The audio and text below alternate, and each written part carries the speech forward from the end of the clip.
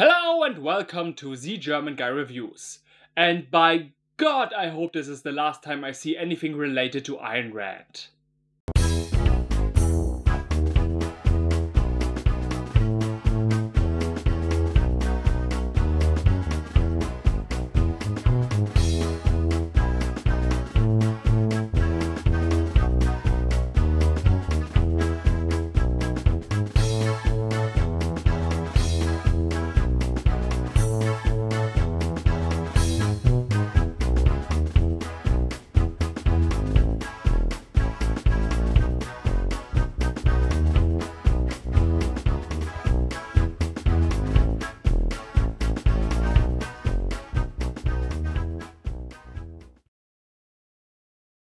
After a boring repetitive opening scene, we continue where we last left, with Dagny Taggart, who slowly wakes up after her plane crash, and she is played by another woman again. At this point I'm expecting changing actors in between scenes, until Dagny is played by a Mexican janitor with no English skills.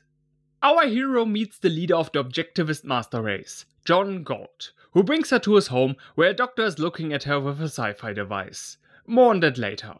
She is then invited to meet the other citizens of Galt's Gulch, as it is called, where John Galt explains what is going on. This whole thing is a strike of the rich. It was him who gathered them all here at the secret place, where they could be free from the evil parasites. But before they all left, they destroyed what they have built.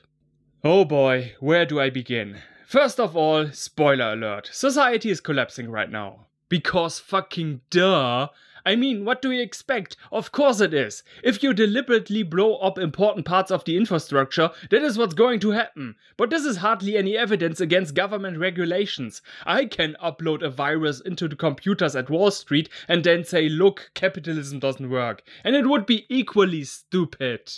If you want to prove a point, leave the companies intact and then let all the moochers handle it. But this wasn't the government, this was you. This is what you did. Second, this has been bothering me since I began watching this series. This view that the owner of a company is the company. Let me explain. Of course all these people own their own stuff. But here's another perspective. They are called captains of industry, but no captain can work without a crew. A clock can only work when all the parts work together. It's a nice story, this idea of the small little guy with less than $1 who builds his empire. It's very beautiful and often even true. It's something purely American. But the reality is that most successful people had help. If we want to be exactly precise, we can apply this to the story. Hank Rearden did not create his metal. It was the crew of scientists he employed. Mr. Francesco is not digging out the minerals in his mines. Dagny Taggart didn't even build the railroad. It was her father and she inherited it. In this movie, it is presented as if these people are the only reason the world goes around, ignoring everything that others have done or are doing that made it possible that they could be where they are right now. This is why employees get some say in the affairs of companies through government or other means, because they contributed as much to its success than the owners did, and thereby quote-unquote own a part of it. So the destruction of it is basically stealing from them. This right there is why workers' rights were established. If the opinion of the owner is everything that matters, then he totally can screw over all his employees. All these peoples in these companies are without a job now. Third, fuck you. Fuck you hard. Fuck you with a glowing knife. You sit there in your ivory tower complaining how bitterly unfair life has been to you, while others don't know if they will have enough food by the end of the week. You are the biggest asshole snobs in existence, too busy sucking your own dicks to even consider the idea that you have as much contributed to the chaos in the world than anybody else. This is like watching a reverse version of Elysium.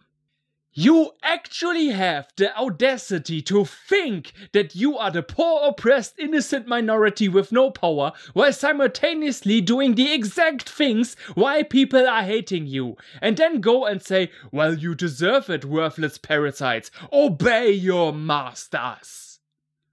Remember the doctor's device? In the book, the place is described as a technological dreamland where the citizens can't afford not to have workers since they are so advanced. So, let me get this straight. You have technology that makes hard labor unnecessary. You have technology with which you can build an actual utopia on Earth. And you keep it all for yourself, away from the rest of humanity, because of some perverted ideals. I hope everybody who worked on this movie later gets his corpse raped. You know, in my opinion, Charles Dickens put it best. So perhaps in the future you will hold your tongue until you have discovered what the surplus population is and where it is. It may well be that in the sight of heaven you are more worthless and less fit to live than millions like this poor man's child. Fuck this movie, fuck this trilogy, fuck this story, fuck this book, fuck it until its ribs break and its anus bleeds. When the politicians started making medical decisions for me, I decided I couldn't be a party to it anymore.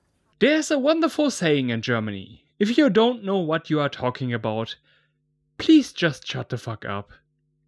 Dagny walks around the community a bit and meets the other fuckfaces, including a pirate that steals ships with goods for the suffering general public, further speeding up the collapse. Because they steal from us! What right do they have to steal from us? I hear you, King John. You know, for some reason this Rhindarian utopia looks and feels more like a shitty 90s coffee commercial.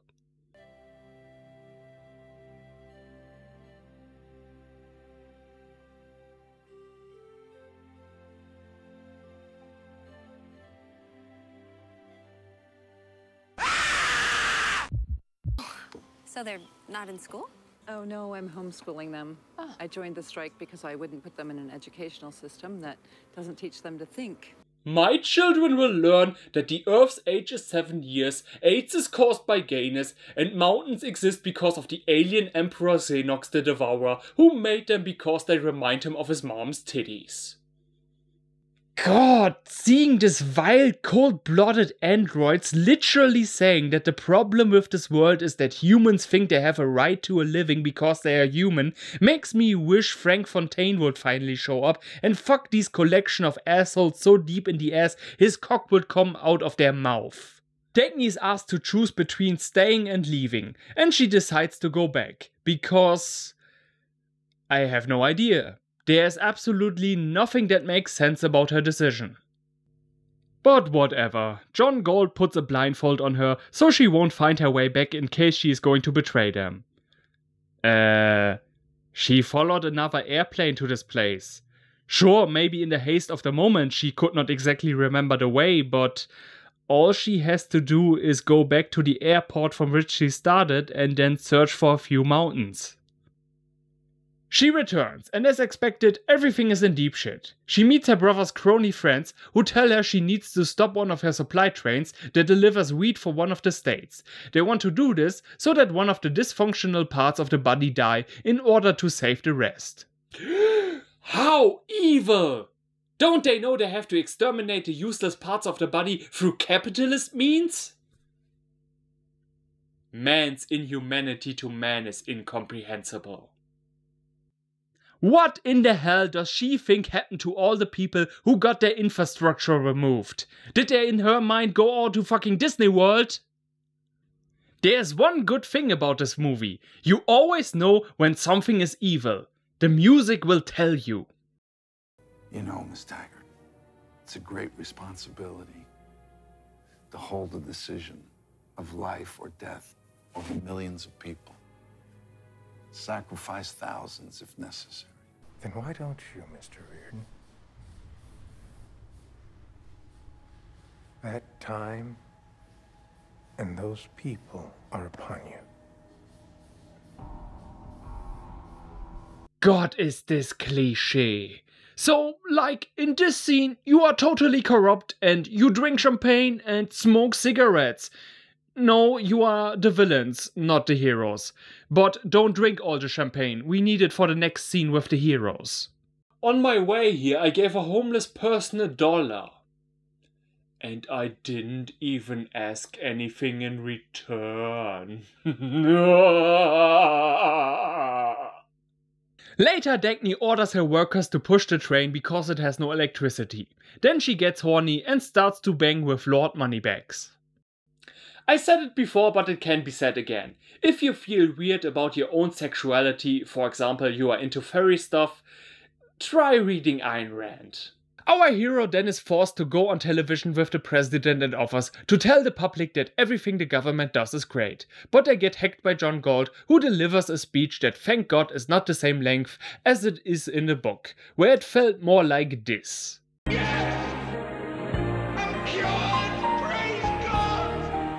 They really missed the opportunity to make a fourth movie.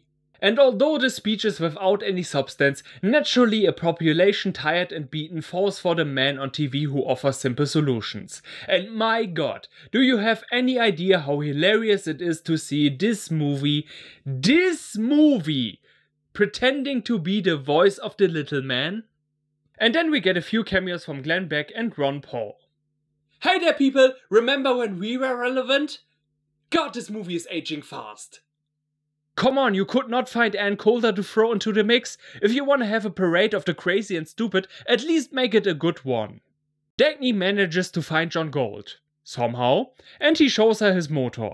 When the police shows up, they open the door to his lab, but the motor is gone because... objectivist magic, I guess. Mr. Galt is then tortured, because according to Mrs. Rand, that's how all governments, including democracies, work. Dagny wants to save John and tells the guard that he needs to go out of the way. When he stutters, saying he can't make decisions for his own life, she shoots the man who, for all we know, did not even know what was going on inside. And she does so with a certain level of enjoyment. Bad? I'm not bad, I'm the good guy here. I haven't said I won't. I haven't said I will. I'm only following orders. It seems Miss Rand has spent a good amount of time on the internet. Oh yes, I get it. Blindly following orders is a bad thing. Thank you. I knew that since... let me see. Always. I mean, this is how Ayn Rand describes anybody who disagrees with her, as some subhuman creature unable to think, because it's impossible that other people have different thought processes and that maybe her reasoning isn't all that perfect.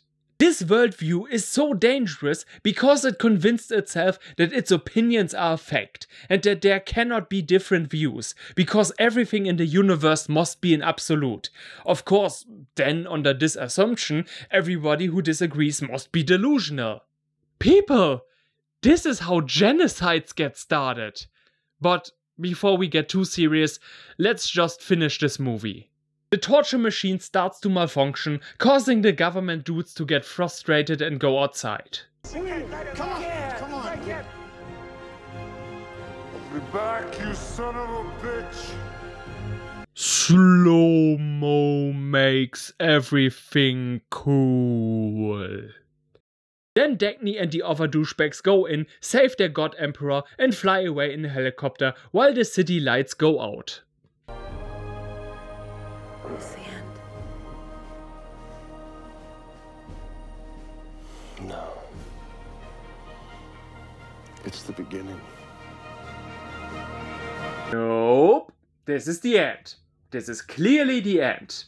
Millions of people are now going to starve to death. There's going to be raping, rioting and other ruckus. And then the remaining people are going to turn against those who are responsible. But we can't show you that. It might make us look like assholes.